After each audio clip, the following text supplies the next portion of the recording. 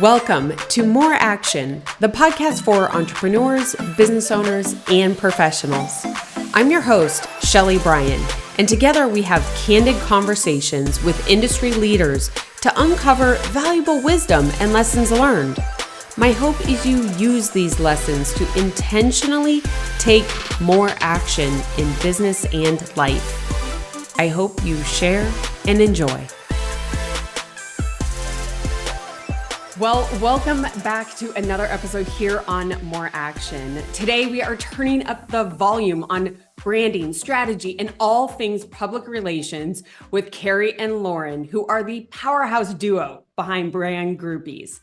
Now, Carey is a visionary entrepreneur with over 25 years experience and has been building brands for industries like architecture, design, real estate. But before brand Groupies, this is what I love. This conversation is going to be so good. You do not want to miss out and stay all the way to the end.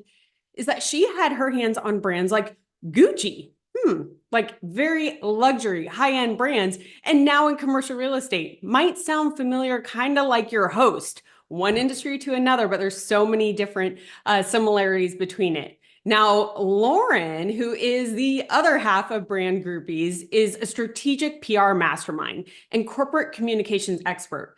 She's been shaping executive brands for over 2 decades, and she knows how to take a brand from local to global, and her work has been featured in Forbes and New York Times, to name a few. Now, together, these two make sure that the spotlight never dims. They're helping B2B business leaders create lasting legacies. So I hope you're ready. Buckle up, because we are going to dive into their journey of branding brilliance and PR savviness. So welcome, Lauren and Carey. Thank you so much for joining me today. Oh, thank you. Thanks. We're so happy to be here. Wow, what an intro. Thanks, Shelly. I know. We're going to have some fun. And what I'd really love to dive into first, because I know my listeners are going to get to know you more and more as this conversation goes on, but is that kind of background change, which I know I've shared before. You know, I was in finance to pharmaceuticals to restaurant ownership, media and commercial real estate. None of it makes sense. And what I love is that I found someone else that shares that. And so I think that my listeners could learn something if, Lauren, maybe you would start off how you started with more luxury brands and then what kind of created the transition. Absolutely. You know, it's funny. I've known Carey for, I guess, 25 years, since I was in college, through her sister. And I ended up following her footsteps. I went to New York City. She was doing fashion PR for global brands. And I followed right behind her a few years after when I graduated, and did that for about 20 years. And I always had my eye on Carey. I always admired her so much. And she had already kind of transitioned out of the industry before I did. And when I ended up moving outside of New York, I connected with her and ended up joining brand Groupies at the very beginning of 2020, right before all the chaos ensued. And we've just never looked back. We learned so much through our fashion careers, working with big global brands about how to protect a brand, how to tell the story of the people behind the brand. And we felt like Carey was already working in the AEC space, and we really felt like there was such an opportunity to apply what we had learned from these brands that were so meticulous in crafting their stories for the public to drive growth for their these huge global fashion brands. And we started applying that knowledge to architecture, engineering, construction, and commercial real estate. I love it. I love it.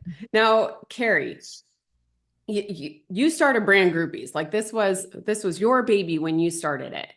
And being in the luxury brands before and coming over, did you know initially when you started brand Groupies, like, oh, I'm going to absolutely serve the AEC industry? Or did you have another idea that kind of shifted when you got started? Yeah, great question. No, if you had asked me when I started it, what clients we'd be working with, I would never have guessed that we would have landed in the AEC industry. I think, working in luxury fashion for so many years, I think, that definitely taught us so much. And so when I, started brand Groupies, we had just sold we had a children's rock and roll themed play space that was in between the fashion PR and and brand groupies. And I just thought, I started a business from scratch. I also worked doing PR at the executive level. I want to help new business owners, small startups. That was the beginning, point of brand groupies, helping entrepreneurs. I just love the entrepreneurial spirit. And I think it just happened organically that, we signed, a global brand in the AEC industry, and then said, wow, there is so much opportunity here. And, funny enough, I wanted to be an architect when I was little. That was my goal, so it's so crazy how it comes full circle, but I never was led to that. I didn't have anyone saying, oh, this is what you need to do to get there. I ended up being a PR major, but it all comes full circle. And we absolutely love this industry now. I didn't know that. I mean, what a fun thing that was like on your heart before. And then here it is. I know. You're living it through kind of like a different light, but it's so great. Yeah. So great. Now, one of the things you just mentioned that I want to jump in on really quick was the kids rock and roll, the business that you had before. What were, starting a business, you worked for huge brands and then you were the little guy. What were some of the main things that helped you be successful when it came to like PR and marketing right off the bat, starting that business?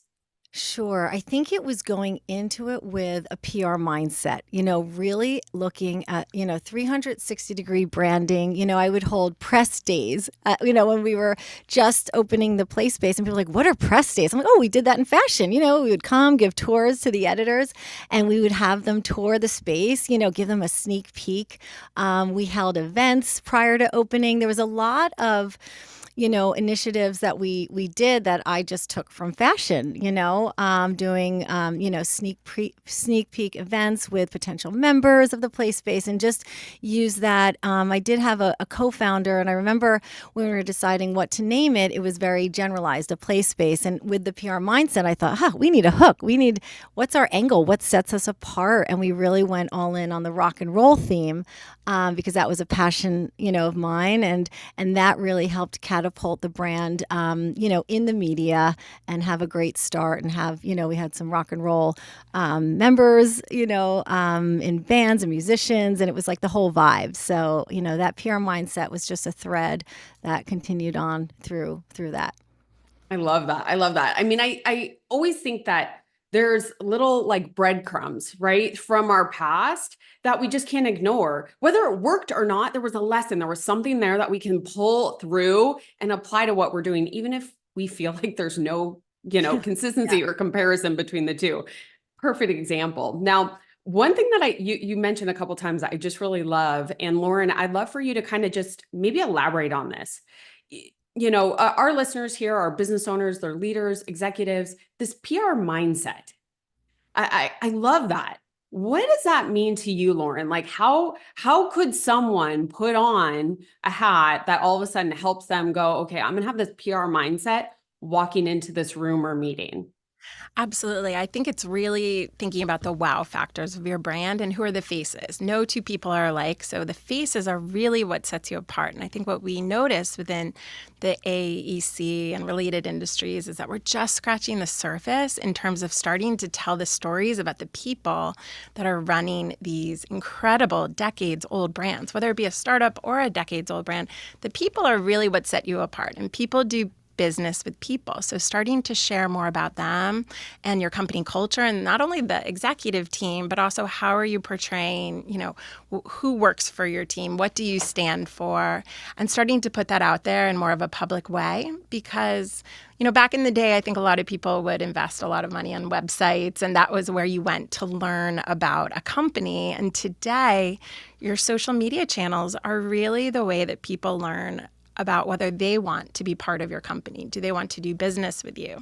Do they want to come and work with you? We did a podcast episode about a year ago with a Gen Z expert, and he said by 2030, 30% of the workforce will be Gen Zers.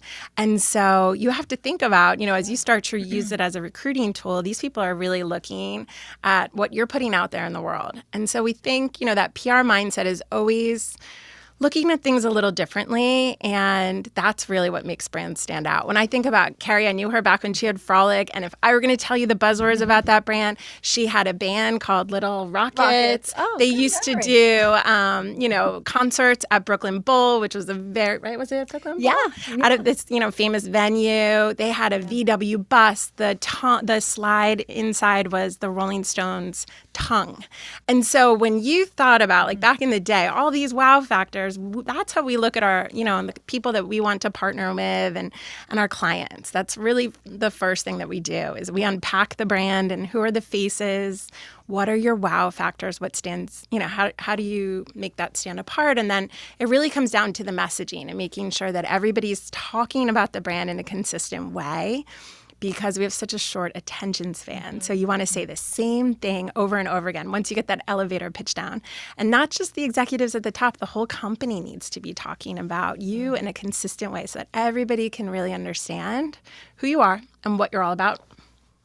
I love that. And there's so much in there. And I think we could even touch on a little bit is like culture, right? Yes. Is that wow factor? Like, what is the company, like as a company, as a leader, what is your wow factor, not only to your customers, but also to your teams? Like they want to walk into the office or walk into the job and be like, wow, this is who I work for. This is who I represent. Yes. Yeah, definitely. And that's the way we describe our clients. Yeah. If I were to tell you about one of our clients, she was a D1 soccer player. She's a civil engineer and an architect. She grew up in Alaska.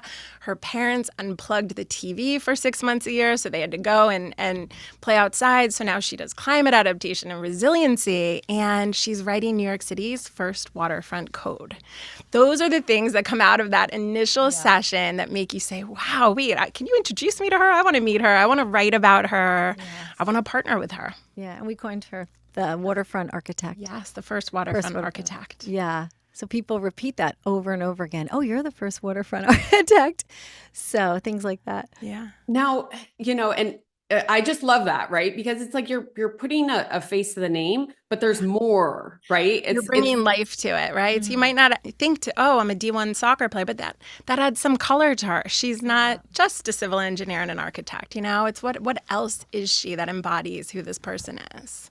Absolutely. Absolutely. Now, Carey, what would you say to somebody? Because I think that there's a struggle often that I hear amongst other business owners in the AEC industry and outside, is that like the person that Lauren, you just so eloquently shared, that's behind the name, right? It's like, sure. I think there can be confusion, and maybe you could help give your perspective, bring Groupies' perspective on, do we focus more on the name of the company, like build the company up as their own name, or like you said, the person behind it? I think a lot of times, people are like, oh no, it's the company, not me, not me, not me. Yeah. But it's not one either or, it's like, and. Yeah.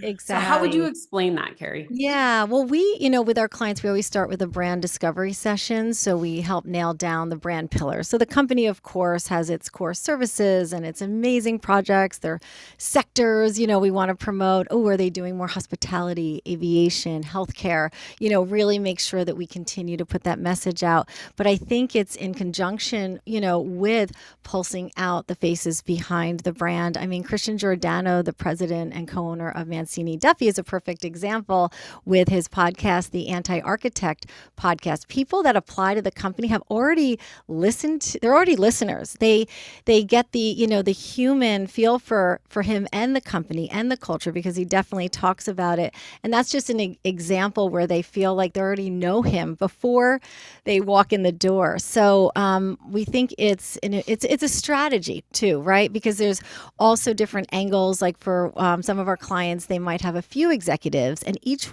person is different and can speak to different, expertise is on what they do. For example, one's technology, one might be a working mom. How do we balance it all? And that way we can nail down the different angles and put it out there, not just to the AEC press, to a fast company, to a working mother media outlet, and things like that, to really go beyond the industry and get out there even more. I love that, because I feel like there's always like the obvious, Yes. It's like, okay, yes, I am an architect, or yes, I'm an engineer, like the examples that we just talked about.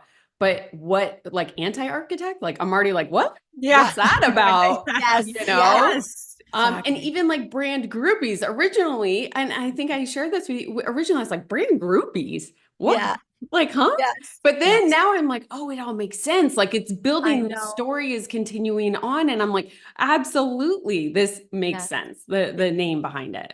And we are groupies. Like we get so excited about brands. You know, we look at every aspect of it and the people and we're like, oh my gosh, we get so passionate. And I think, you know, it's really true to the core, our core identity Yeah. that we really are.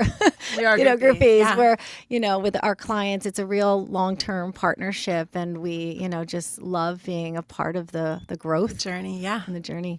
Yeah, I love that. I love that. Now, Lauren, so when you are taking someone and uncovering kind of their brand, what are some of the, because I can imagine, I'm just putting myself in the room, right? You're in a conference room, you have maybe an engineering firm, which, you know, typically you think engineering, maybe more analytical mindsets, Sure. maybe a little quiet, a little bit more introverted, maybe that's very generalized. Sure.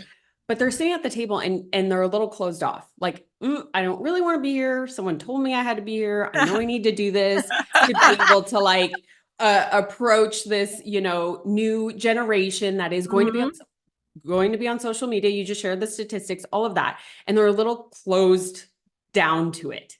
Yeah. You both are shaking your head, and that's what I love. If you're Yeah. tuning into this on YouTube right now, make sure you hit subscribe. But you can just see the heads nodding, like yes, I'm describing this. So I think I might be describing someone that's tuning in too.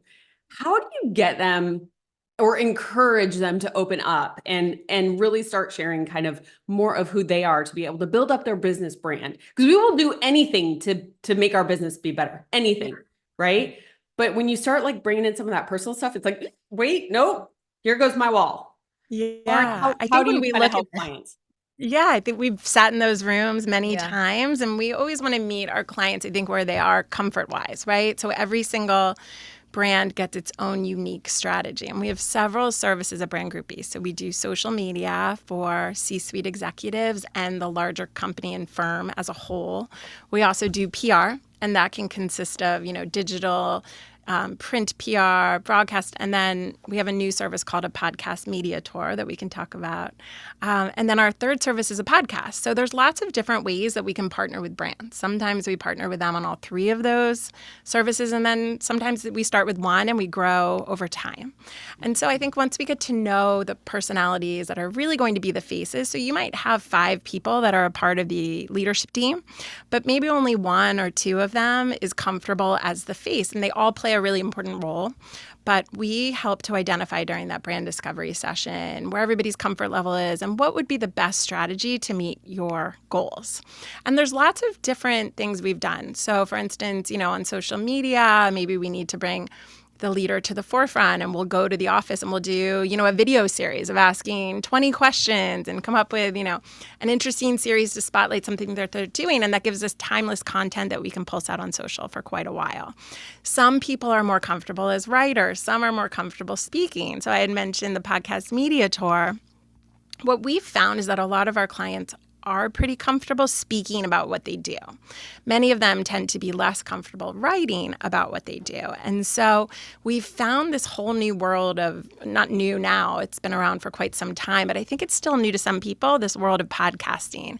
And it's growing year over year so much. And so what we created this year is something called a podcast media tour, and that gives C-suite executives the opportunity to do a few interviews each month with leaders within and outside of their industry that are hosting podcasts to talk about what's important with the company right now and really shine a light on it in a condensed, really concise way. So it might be a 30-minute interview, and then you walk away with all this great content. It's we call it a low lift for an executive who might be incredibly busy.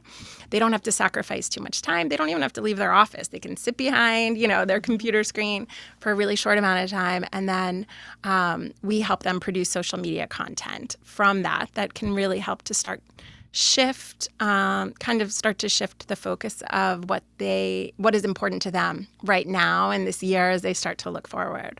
And so that's a newer service that we've developed that is really taking off. I love that. And it's like this is any business, right? Is you're evolving your services and what's going on in the market. And I think what I took from that, because I hear this often, obviously in our construction company with Chris, he's like executive that's so hard to pin down Yeah. that it's like a comfortability, doesn't like to be on camera, like all of these things. So it's so funny and fun and knowing like he's not alone, and I get it. It's not a priority for him, but it's my priority in what I do for the business. And Yes. so being able to work with Yes. him and pin it down and make it comfortable and time and all of that. And probably the best thing is outsourcing. So that's why I love how Brand Groupies is able to do this. And it's just like, let me take it off your plate. Like, let me just take it off your plate. Yes, and make it easy, Yes. hopefully. Yes. And And make we it even easy. work with a really great media trainer too, Yes. who can help get our clients really comfortable. For those who maybe haven't had as much experience being kind of the public face, or they are the face in a meeting, but maybe they're not quite comfortable yet sitting behind a mic. We work with an incredible media trainer who can really help to get our clients comfortable. Or even if they are comfortable, how are they going to kind of message this out? Let's rehearse, let's practice. And then what we found is, we've had clients that have come to us after years in the business that have had no press whatsoever. And after they get, a couple under their belt, they start to get comfortable, and it comes much more organically. I could absolutely see that. I could absolutely see that. Now, Carey, one thing we hear a lot about is repurposing content. And Lauren, you just spoke to it a little bit, but let's just draw that out a little bit more. Like, what does that look like? Because I can tell you, it took me, this was maybe 3 or 4 years ago. I kept hearing like repurpose your content, and I was like, I have no idea what that means. Like, I don't really get, like, I get what repurpose means, but I didn't understand. It took a lot of struggle and a lot of failure and a lot of try again, and for me to really bring that through. And so I think when it comes to PR, regardless of the size of the organization, it's always important, but time is so valuable. And for all those key players thinking about social media, and like you hear, oh, you have to post every day, you have to do this, or you have to do all these things, which is ridiculous. But how can someone understand what repurposing is, and how you can maybe even give an example, obviously no names if you don't want, with clients, on time commitment to record or capture, and then how much that gives you of content? Yeah, absolutely. Well, I think, since we do PR for our clients, when we get them onto podcasts or in, print media, if they do an interview, I think the normal thing would be to just post it once. Up, John was featured in this media outlet. Here's the link. Done. Right? We look at that as, oh my gosh, John took time out of his busy schedule to do this interview, do some research, took time to talk on a podcast interview. How can we stretch that and repurpose that content over and over again so it's timeless? Because he is, and getting that constant, or that, that key messaging out there over and over again. So for example, if there's an interview, a Q&A, we'll take, a clip or a sentence, and we might put that into a graphic and pull out a quote, right? That can be one post. Of course, from the podcast episode, there are just dozens of clips you can take, and you know how short they are now. You could put some trending music to it. You can, make it into an audiogram. Now video is trending. We use, CapCut, I know, is very popular, but, we don't just put it out there. We really stay true to the messaging. We really look at the timestamps to make sure that it is timeless, and we can put it out there, and we're creative about it, whether it's, taking, like the key quote, adding graphics, adding the branding, and some of those that can just be repurposed all over. And then, additionally, beyond social media, putting it into a newsletter, on, the website, into marketing materials. There's so many ways to take that and expand it and repurpose it for that time, invested by the executive. Yeah, absolutely. And it's it's not time wasted. I hear that a lot. No. Like, oh, like Yes. it lives for such a short amount of time. It's just like not a big deal. And, why even bother doing it? And I know, Lauren, you and I touched on this before, and I'd love to kind of get some more on you with this, because social media metrics, let's just talk about that for a second. Because everyone will think like, oh, I want to go viral, or oh, I need this for it to even be seen, or, no one's commenting or liking or engaging or what have you. Yeah. I know my feelings about this, but what would you say to someone that is doing all the things? They're recording the content, they're working with someone maybe like brand groupies, they're doing all the things, but they're not seeing like, oh, all the likes or all the follows or all the, engagement. What does that mean? What does that mean for you? How would you explain or take someone through that? Oh, sure. Yes. I feel like I have to flip this one to Oh, I you. know. Carrie's Social, I your know. social- I know. social But it's guru. it's interesting because, and I can take it through from a PR example. It's very strategic. So that's why we love podcasting. So for example, we love partnerships too. So for Lauren, got the anti-architect to partner with SEO Building Group's podcast, for example. They did a joint episode and put it out there, worked with their team to, to put out all of these clips and tag not only both companies, but all the executives involved in the round table. So this is just one example of just being very strategic, and especially when you do partner on other podcasts, being open to tagging and collaborating so that you automatically are in front of their audiences. It's not just doing, there are those posts you do every day, but it's like, I'd rather have 2 posts a week where you're tagging someone where you're going to get in front of a new audience versus just a general, nothing special type of post, and I think things like that, just thinking of more strategically, I think, and there's followers actually a don't big matter. progress that we did up in Times Square, Yes. and it's called TSX Broadway, and we pulled together a bunch of the leaders from this 7-year project. It's right in the heart of Times Square, across from the Tix booth. There's been so much incredible time, energy, and the people working on the project have been incredible. And instead of just looking at it through our clients' lens, we brought all of these different partners together, and we got some of the key players on lots of different kind of press opportunities. And we were taking the lead on this in the earlier stages of the project. And it's funny because one of the partners that was part of some of this press, they said, we're going to wait for you to post it on social. We don't have a social media team. Once you post it, we'll reshare it. They were kind of relying, because we had done this so many times, they were relying on us to put together the great posts, tag them, so that we were kind of feeding them content. Mm-hmm. And we love that. I mean, when we go to events, we tag all the sponsors that are on the step and repeat of the event. And it takes a lot of time to research them and tag them. And it's certainly a proactive way of doing things. Mm-hmm. But how awesome to have the opportunity for your brands to be able to show them and really kind of say, hey, we were there. We might not have even met you at the event, but we saw that you took the time to sponsor it, and we're going to try to give you a little social media love on the back end.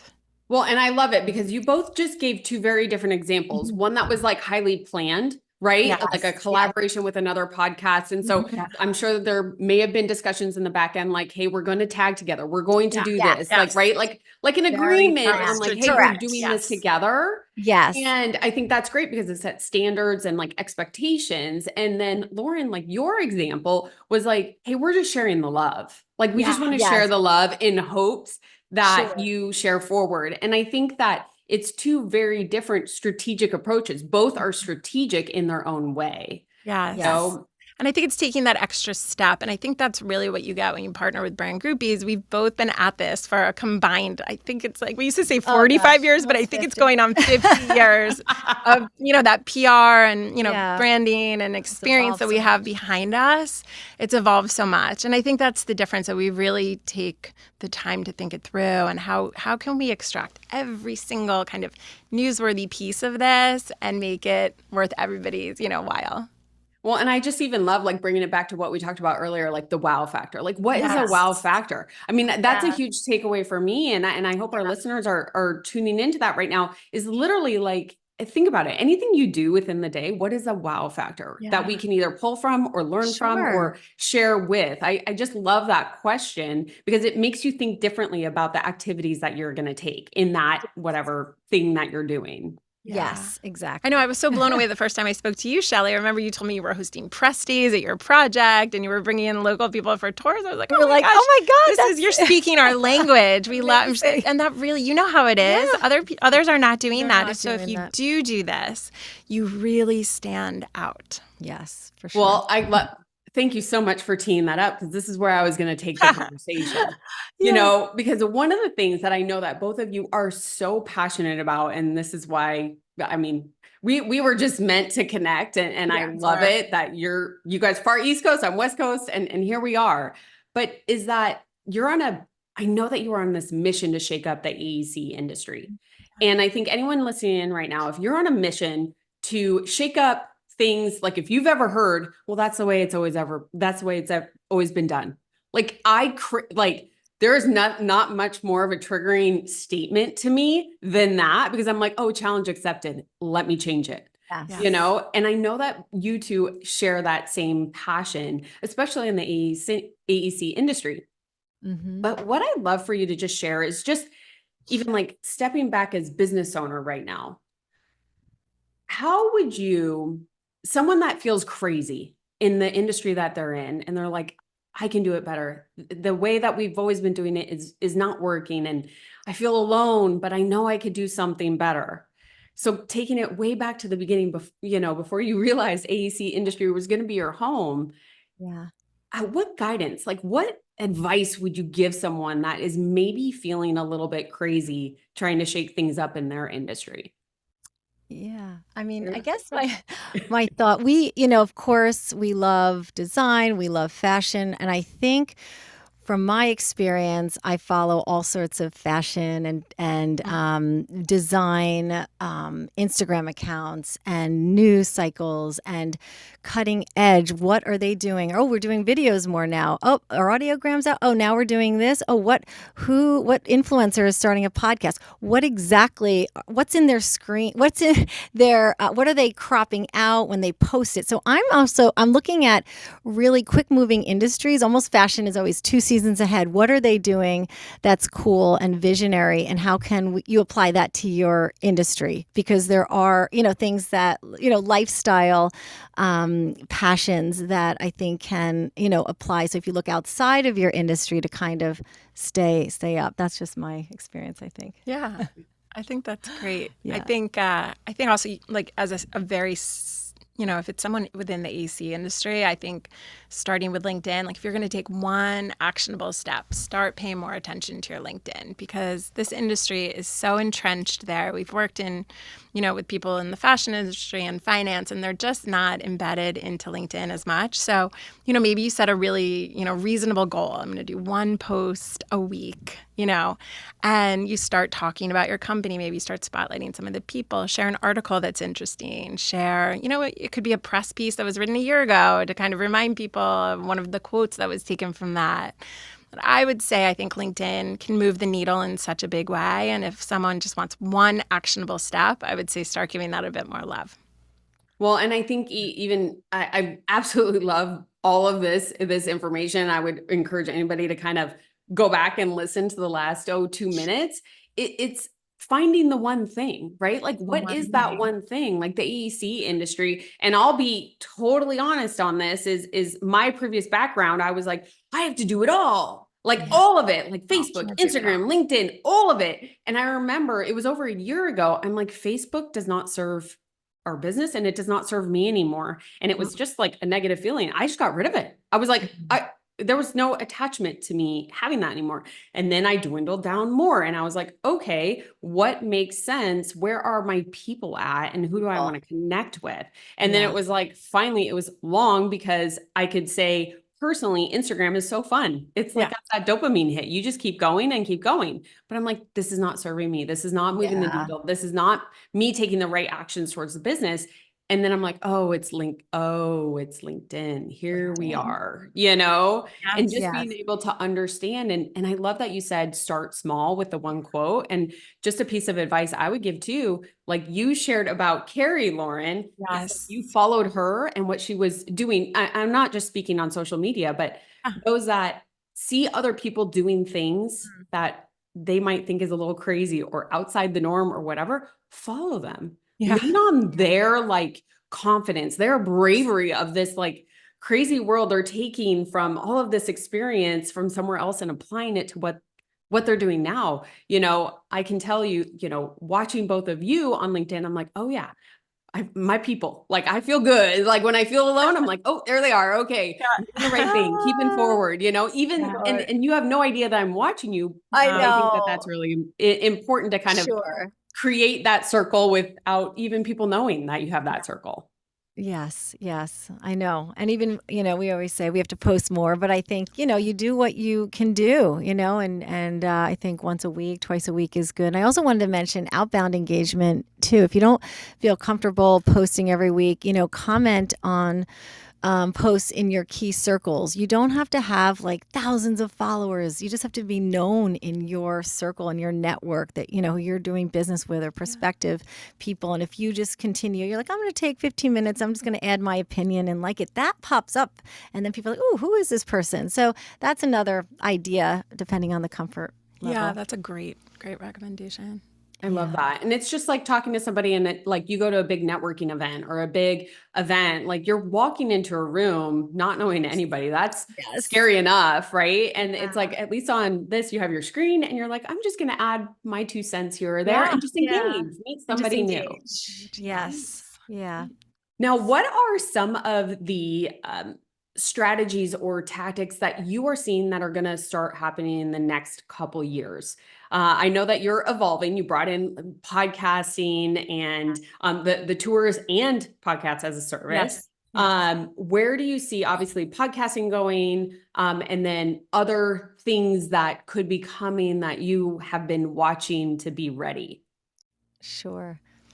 I mean, I mean, of course, I want to get back to more real life events. We love the concept of doing live podcasts, like a podcast day where we're on site and our clients are podcasting on a construction site or at a big event, Topping or off, or things like that.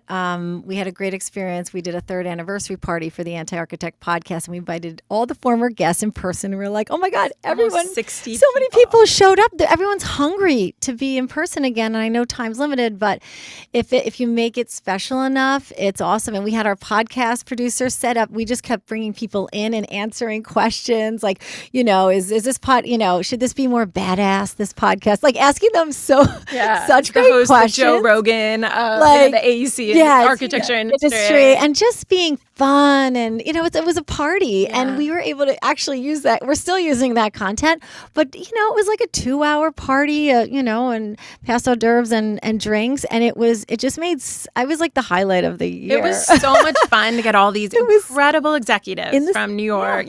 Most of them were local in New York. Obviously, people weren't flying in from across the country, some of our guests, but it was so much fun to have all of them together and get photos together. And they were all, many of them had worked together on other projects. And it was, again, just taking what seems, what could be really sort of a straightforward thing. You have a podcast, you record an episode a month, you put it out on social, and how do you take it to the next level? Let's do a party. Let's invite everybody in.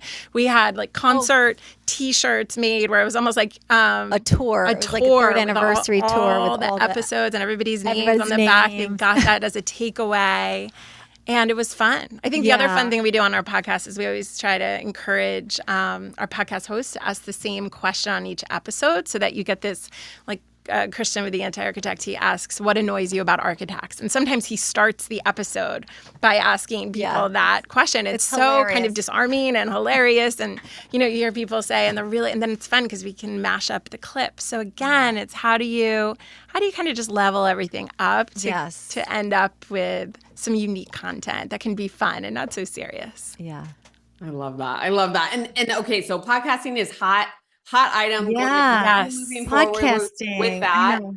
is Yeah. like, where else are just PR efforts? Are you seeing a drop or a rise in print, going more digital? Where are you instructing and investing client time and money? On the And do you PR think front, going next year? yeah, I feel like, on the PR front, it's funny because one of our clients just opened an office right near you, right, in Phoenix, and really expanding to the Southwest region. And, we put out a release and we got so much press on it. It was such an incredible way to kind of enter the market there. And then Carey took it. And, I think there were like 100 media outlets in the state of Arizona that had covered this news. And she took all the logos from every single one and, did a really fun kind of mashup to show all of the press. And I think for bigger news hits like that, the traditional media like digital and print are a great avenue. I think that, what has changed is if you're looking to, let's say, land a story in Fast Company, that could take you months, years. That the turnaround for that is not something that you can say, oh, I can promise I can make that happen for you within the next 2 weeks. And so I think when you look at, same for the Wall Street Journal and the New York Times, there's a certain cadence to that and a patience that comes with that.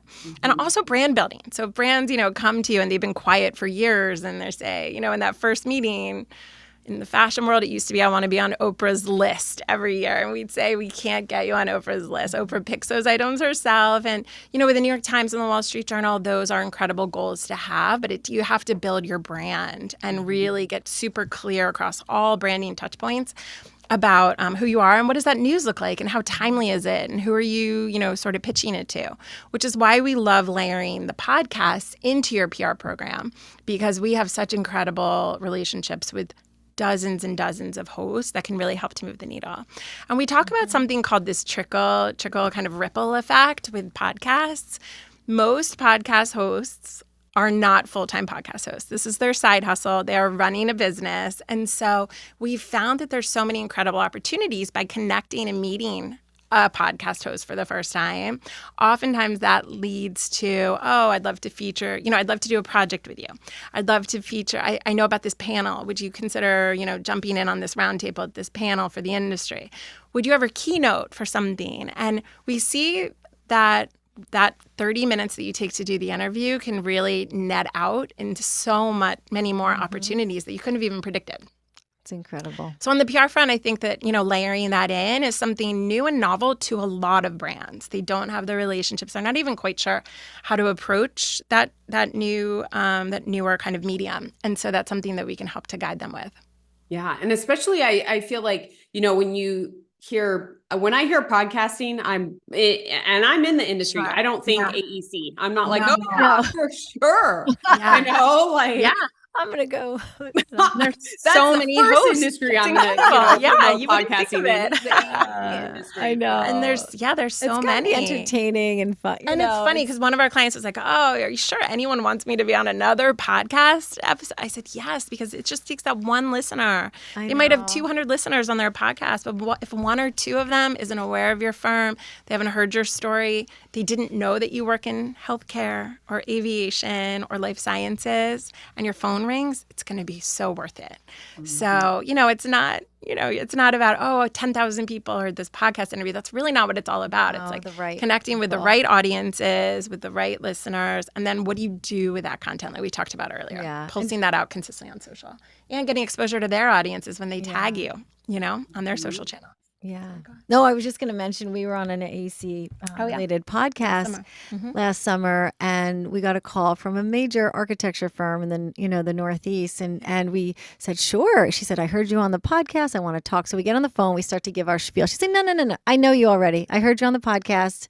I want to talk to you about business. And we're like, oh my gosh, and we always refer to Mark Schaefer, who has that book called Known. And so you want to be known before you walk in the door. And even, some of our clients say that they'll walk into rooms and people, oh yeah, I listened to your episode, or I heard you on that podcast, and it really is just an incredible. Or they'll send their episode over almost like as a calling card, like the new version of like, here, take 20 minutes, listen. This is my story. If you like what you hear, let's hop on a call and we can chat further, Well, I love that. And Carey, you just touched on this and I just want to like call this out because all this effort, all this stuff, and I can just hear some business owners right now listening in just being like, oh my God, this is so much. I just I know it's a lot. I don't want to do it. Right. Just being like you two, it's so exciting. Like I'm like over here being like, I'm jumping. I'm like, oh yeah. Totally agree. Yes.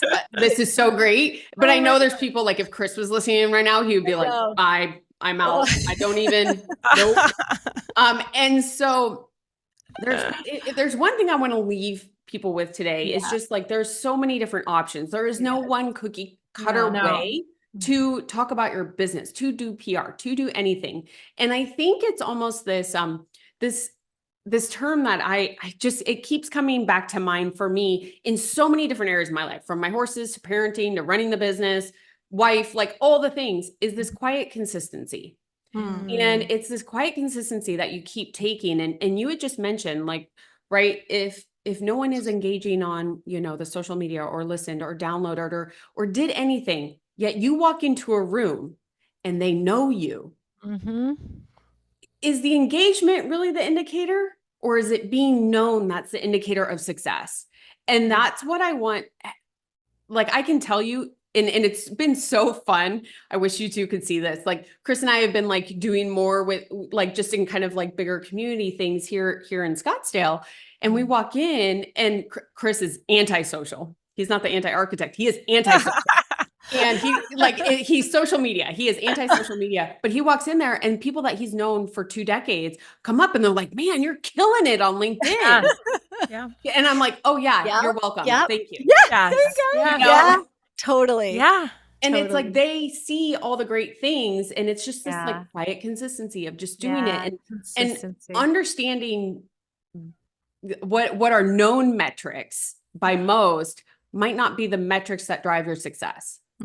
That is such a good point. I love what you just said. I mean, because people are like, how can I get more followers? And we're like, those are vanity metrics. It's not about that, and you nailed it. It's just, Our client actually said that. He said, the rooms that I walk into, I'm known. People say you're everywhere. I don't know if it's the social, the PR, the podcast, or the combination of all of it. But the perception about our brand is that we are everywhere. And that's just it. I mean, your brand, your business, is just that you're everywhere. You're known and you're creating this wow factor. And I just love that. Now, I have pulled so much today. I know that, our listeners have as well, but I would love for you to just share, what would you tell someone that had been thinking about doing PR or heard the term PR and we're like, I don't even know what to do. I don't think I can invest in that. I don't think it's worth it for my industry or my business. I'd love for each of you, and maybe Lauren, you could go first, is what piece of advice would you give someone that is on the fence, whether to incorporate any type of PR into their brand and business? I would say get really clear about your message, who you are, and then start small. Maybe there's somebody local in your community. Sometimes a local piece of press can have an even bigger ripple effect than getting some of those big, kind of like intimidating national pieces. So there might be a reporter who often is writing stories locally, and you maybe just reach out and you ask for coffee and get to know the business and, sort of network things from that end. Might be a good way to start. I love it. I love it. Now, Carey, what advice would you give? I know. I think starting small is good, and also, start to figure out if anyone internally can maybe help support or outsource or talk to some agencies. And even if you have big growth plans, don't wait until it's like we just entered into this sector, for example, start building that brand awareness sooner than later. I think so. It is important to really know, all right, I'm not sure, but let me talk to a few PR agencies and think about, what might that cost? If I can't do it now, maybe I'll incorporate it into the budget next year. Maybe I'll add a podcast media tour easily, because that's something that's so turnkey that, the marketing, it's like an add-on and it complements the internal marketing department. So, just thinking about, like Lauren said, starting small with maybe one thing just to start building and, looking ahead versus waiting and being like, oh, it's too late now. It's too late. Because that's what we see happen. Oh, we have to blow up, but we're like, you've been quiet and you're not, and all of a sudden. So, and then the consistency. Time and consistency it does to build that momentum. Yeah. And I mean, I think that is absolutely incredible advice that I know someone will take and take to heart from this episode. One thing I want to add just to both of you is you don't have to do it alone. Right. Mm-hmm. So like this PR game, it is, it can be a lot. It can seem a lot, but just as you would hire a marketing team or a finance team or a tech team, you can have someone help you to be able to do it. And I'm piggybacking on both. What have you said? Don't wait. Don't wait. The statistics are there. This is the way it is going. And it's a lot easier once you get started. I know Chris is even feeling this now too. So just start. Just start. Definitely. Now, so I know that you have clients. Obviously, you mentioned you have a client here in Arizona, but you are based in the Northeast. How, if someone wants to get in contact with you and learn more about brand Groupies and maybe create a plan, what's the best way for them to get in contact with you, follow with you, all of the above? Sure. I guess connect on LinkedIn, Carey, Carey, or shoot an email. Yes, and start the conversation. Start the conversation. Engage. Reach out. Love to connect on LinkedIn, jump on a call and, talk and have a meet and greet over, a call. Yeah. So. Well, and I know in the show notes, everyone tuning in, you can scroll down. I will have both Carey and Lauren's LinkedIn profiles there as well as our website. So you have no excuse for not reaching out if you have a question or wanted to engage. But before we go, I just wanted to thank you both. Your heart for PR is just evident. And whether you're watching on YouTube right now or tuning in, this like passion for what you do, it doesn't have to have a straight line, right? From doing luxury brands to the AEC industry, doesn't make sense, but it's the passion of the skill and the service that you provide. And I just got to say, both of you ladies inspired me today, and I could just see all the action that you have taken in your business, in your careers, and that you do the same thing for your clients. So thank you both. Oh, thank you. Such so an honor. much. Thank you. Really you made it fun. Good. All right, everyone. Thanks so much. And don't forget, keep taking more action and share this out. And let's get this community growing here on More Action.